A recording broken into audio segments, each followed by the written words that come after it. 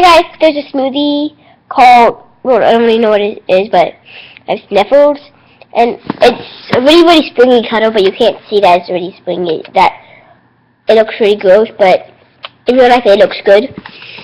And it made up to like right here, or yeah, right here of it, with a water bottle. The water bottle is pretty tall, and all I did is a half an orange, some pineapple, one red apple, and 3 carrots. One small, one medium, one large. So yeah, you should make it, and yeah.